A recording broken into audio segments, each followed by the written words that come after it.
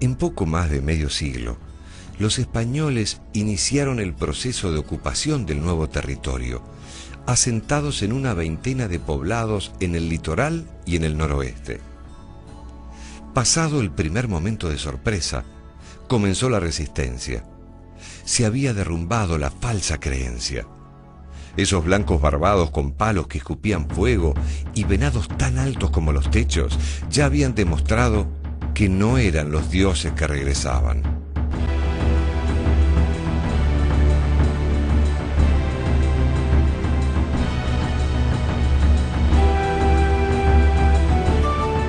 En diversos lugares del territorio se produjeron enfrentamientos entre indígenas y españoles. La resistencia tuvo puntos de mayor intensidad. En el noroeste fue particularmente violenta para ambos bandos. Diaguitas y omahuacas fueron las etnias que sostuvieron la mayor oposición. En las sierras centrales se encontraron con los comechingones, los guerreros de la luna, que combatían de noche para obtener sus favores. El Chaco se convirtió en un obstáculo insuperable. Por un lado, los chiriguanos, los hombres tigre que dominaban el secreto de la guerra, se hicieron irreductibles. Más al interior, los guaycurúes resistieron con fiereza, manteniendo libre el territorio. En el sur del litoral y la Mesopotamia, los guaraníes rechazaron los primeros desembarcos españoles. Y finalmente, en la zona pampeana, los querandíes también entraron en guerra después de los primeros contactos. Los conquistadores, una vez superada la resistencia, reorganizaron los territorios ocupados a través de la creación de ciudades, la instauración del trabajo forzado y la imposición de la evangelización.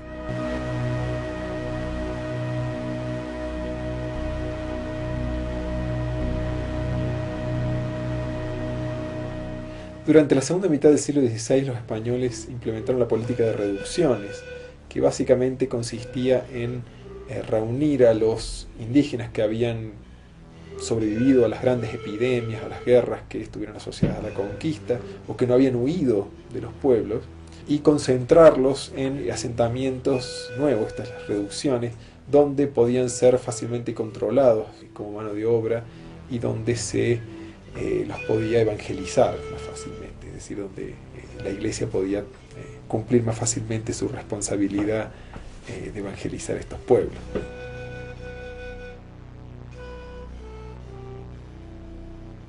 Muchos de los pueblos actuales de la quebrada de Humahuaca tienen su origen en estos pueblos de reducciones, ¿no? Probablemente es el caso de Humahuaca, Tilcara, Purmamarca o Uquía, por ejemplo. Y muchas de las iglesias tradicionales, de las iglesias más bellas que vemos en la quebrada de Humahuaca, son en realidad remodelaciones de lo que originalmente eran estos templos en los pueblos de reducción. El sistema sin parangón es el reduccional jesuítico guaraní. La reducción de los guaraníes fue en cierta manera el tomar uno de los dioses menores de los guaraníes, que era Tupá, convertirlo en Dios único y verdadero, y también en plantear el cambio de las varias almas guaraníes por una sola alma buena y mala, dividida en dos, una parte buena y otra mala, y en tomar a Tupá como Dios único. Evidentemente están haciendo un genocidio mayor que aquel realizado por los conquistadores.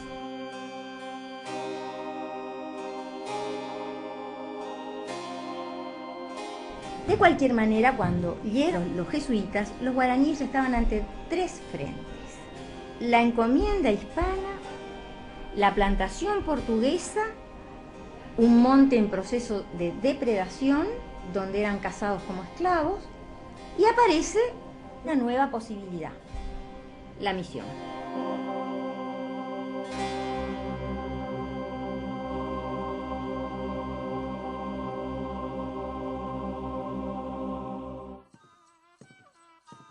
Las distintas regiones fueron así reacomodándose a la nueva realidad que se transformaba día a día, dando lugar a procesos singulares. La introducción del caballo, por ejemplo, fue un momento clave para los guerreros tehuelches. Hay una relación muy estrecha entre los territorios libres indígenas, que son aquellos territorios que por más de 300 años, tanto en Pampa, Patagonia y las llanuras del Chaco, se mantuvieron en poder de los indígenas, y la aparición del caballo, que llega con los primeros conquistadores españoles. Dentro de este mundo, el caballo jugó un rol fundamental. Cuando Pedro de Mendoza dejó esos animales que después se volvieron cimarrones, eso generó en La Pampa un cambio terrible en cuanto a lo social y a lo económico y a lo político. El caballo nosotros lo hicimos nuestro, no se lo domaba como hacía el gaucho a los golpes, sino que desde chiquitito se lo llevaba al río, se lo acariciaba, se le sacaba las cosquillas, entonces el caballo aprendía y vivía a nuestra manera.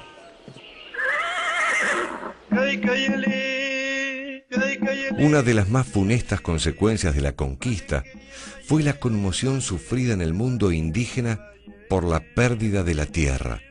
Para el indio, la tierra es algo más que su hogar o la mera posibilidad de subsistencia. Cuando los indios hablan de la tierra que cedieron, no se refieren solo a la pérdida de millones de hectáreas. Ellos creen que esa tierra sostenía un universo lleno de vida, que ellos conocieron, valoraron y amaron. Como dicen los mapuches, toda la tierra es una sola alma y todos somos parte de ella. No podrán morir nuestras almas. Cambiar sí que pueden, pero no apagarse. Una sola alma somos, como hay un solo mundo.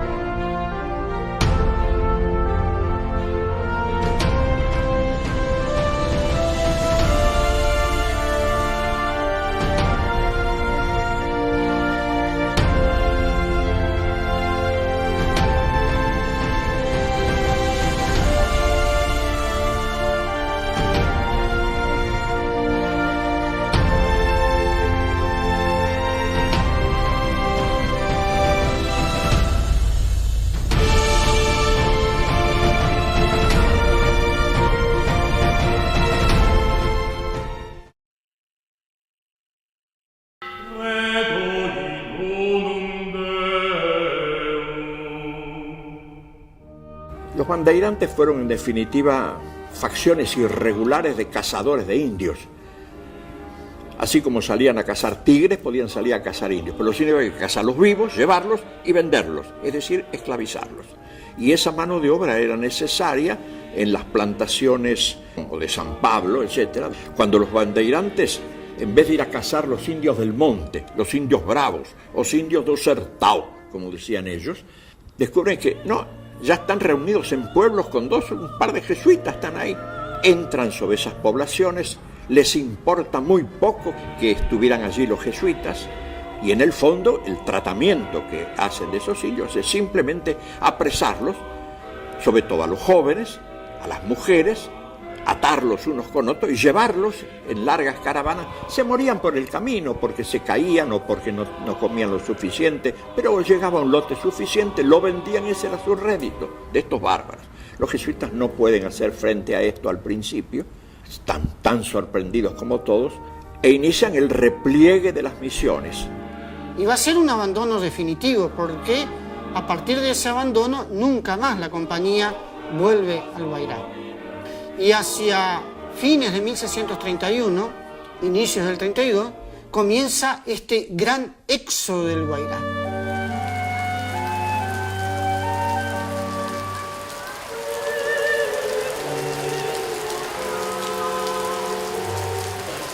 En algunos casos ese repliegue significó un verdadero peregrinaje. Son 12.000 guaraníes que emprenden la retirada del Guairá, perseguidos en principio por los bandeirantes, frenados en un trayecto por los españoles de Villarrica y Ciudad Real, que no querían que los indios se fueran del Guairá porque se le iba la posible mano de obra para las encomiendas. Mujeres, chicos, ancianos, etc. Muchos se ahogaron, otros se perdieron, pero llegaron y fundaron, entre otros, el pueblo argentino de San Ignacio Miní. Es un pueblo fundado por emigrantes que venían del Guairá y que habían sufrido esta larga transmigración. Te salve María, llena de gracia, el Señor es contigo, bendita tú eres entre todas las mujeres y bendito es el fruto de tu vientre. Y esta población que llega del Guairá a la desembocadura del río Yabebirí, aquí en la actual provincia de Misiones, Argentina, refundan los pueblos con los restos de la población del Guairá. Son los que van a dar orígenes a San Ignacio Miní y Nuestra Señora de Loreto.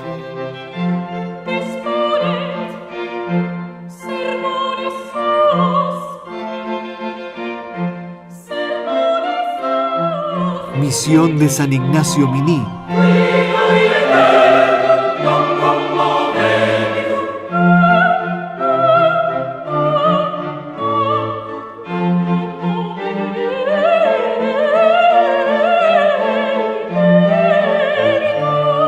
Tiene una forma de ocupación donde sobre la plaza está parte de todo ese núcleo, está el cabildo y las casas de los caciques. Que se avienen a formar pueblos, una plaza, una iglesia, una residencia para los jesuitas, viviendas para cada uno de los indios. Utilizar el sistema que utilizaban los guaraníes, es decir, un sistema de estructuras de madera con una cubierta grande, ¿no? La casa colectiva era propia de los conjuntos guaraníes.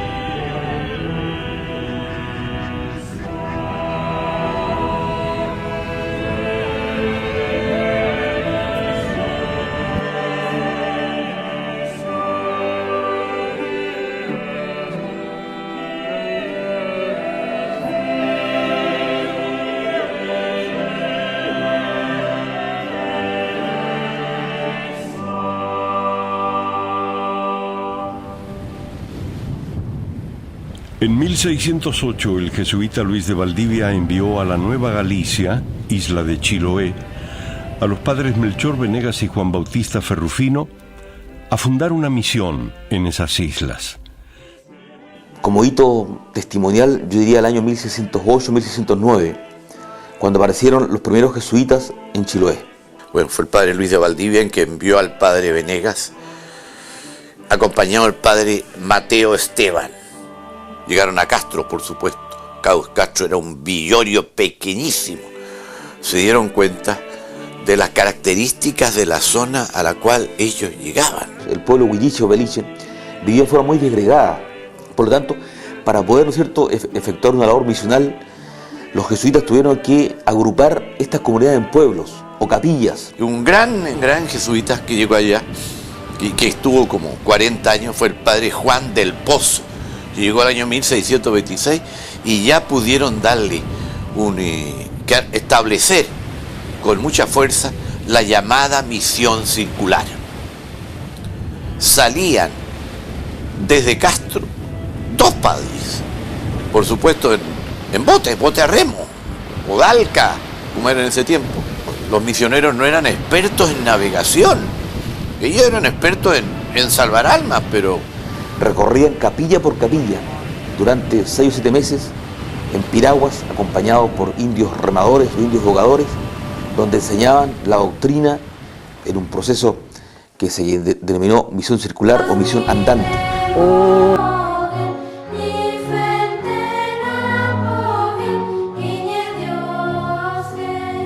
El primer jesuita que misionó en la zona del lago Nahuel Huapi fue Diego de Rosales en 1650, quien atravesó la cordillera por el paso de Villarrica, posiblemente el actual paso Malalco.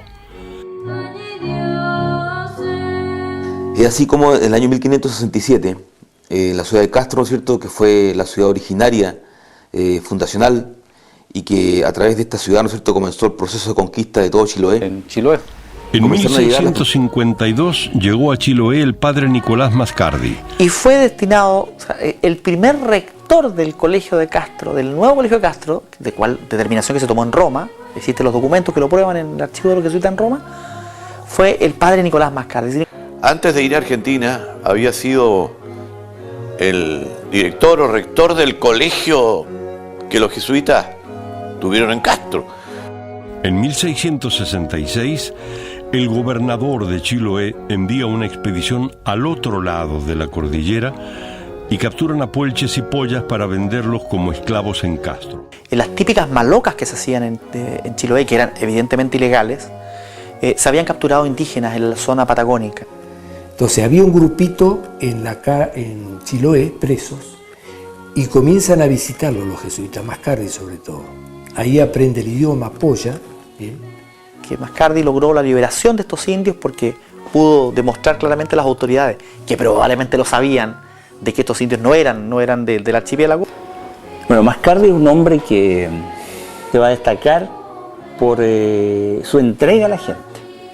Él lleva todo el espíritu del Renacimiento, es el descubridor, es el científico, es el buscador de lo maravilloso. Asimismo escucha de boca de los indígenas, y era un poco un tema muy común entre los hispanos hablar de la ciudad de los Césares.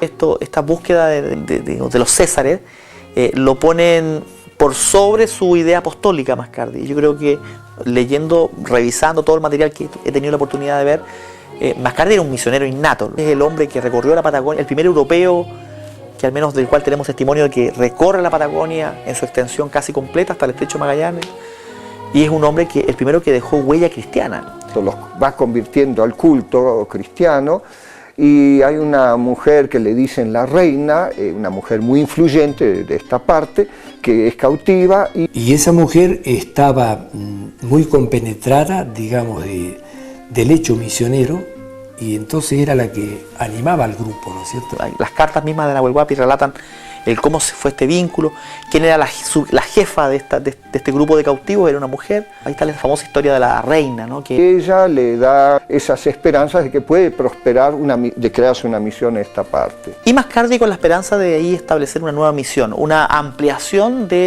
diríamos, de la órbita de lo que hasta entonces era la misión circular de Chiloé.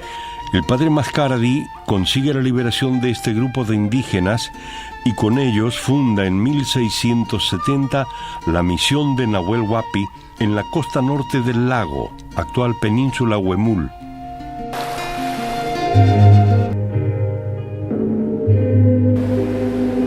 Desde allí, en su trabajo de evangelización, o también la búsqueda de la ciudad de los Césares, como algunos suponen, hizo posible que establecieran 4 lugares donde empezaron su trabajo. Uno de ellos es al oeste de hoy Bariloche, allá en el fondo del lago, donde había una de las misiones. Estaba justamente abajo de aquel cerro que se llama Cerro del León o de los Leones.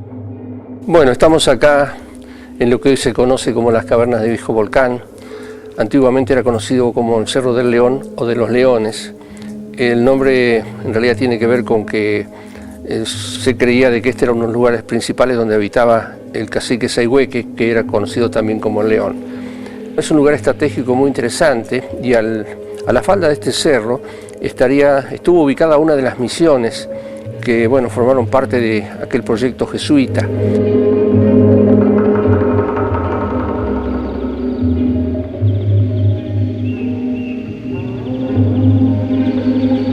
La otra misión estuvo en el kilómetro 23, ruta Yao Yao, donde arqueólogos de nuestra ciudad han encontrado vestigios de cerámica europea que pertenecían a aquellos jesuitas que estuvieron en ese lugar. En esta planicie adyacente al lago es donde hicimos las excavaciones. La misión estaba en la costa norte al otro lado. Y esto es la punta de la isla Victoria. Así que nosotros interpretamos este sitio como de los jesuitas. Y lo interesante es que encontramos restos de platos, esto es mayólica, ¿no? Y yo no creo que los soldados, cuando vienen a cazar indígenas, traigan losa, cuando están, más vale traen pólvora. Encontramos restos de una vivienda de palo a pique, que era una quincha embarrada, o sea, palo a pique. Esto no era una tecnología de vivienda de los indígenas de acá, de esta parte, que era el toldo de cuero, o eventualmente una cueva. Y la otra sería donde en el brazo rincón, al fondo del lago, que no se puede ver porque está la isla Victoria, allí hay una isla muy pequeña que tiene el nombre justamente de Nicolás Mascardi. Entonces ahí tenemos las 4 misiones, la del kilómetro 23, Mascardi, la central y la que está bajo el Cerro Leones. Mascardi mismo dice que lleva un altar portátil, o sea, donde él abría y daba misa, hacía misión. Ahora, ese término de hacer misión no quiere decir que está fundando una iglesia o un edificio, casas, no, él hace un poco una vida nómada. La misión no era una cosa estanque que estaba instalada y no se movía, ¿no? Recorrían y iban a las casas. Y por eso Mascardi estuvo 3 años recorriendo la zona patagónica. Y conciliar eso con la misión que está realizando en Nahuel Huapi, y en un hecho fortuito, y digamos, finalmente Mascardi muere asesinado por indios, probablemente tehuelches, ¿no?, del sur, en zona aún no determinada. Los jesuitas siguieron. El padre Francisco de Elguea, chileno, es el sucesor y trae animales desde Chile para el sustento de la misión. Los indígenas le piden algunas cabezas de ganado para su tribu. El jesuita se las niega. O sea, Elguea, porque él no tenía poder de decisión sobre bienes que después un superior iba a decir. Entonces los indígenas se enojan y lo matan a bolazo, le prenden fuego a la misión, y ese es el fin de la misión, 1717. La misión es destruida y ahí muere el último jesuita con otros laicos que estaban en la misión, incluso el padre Elguea se llama.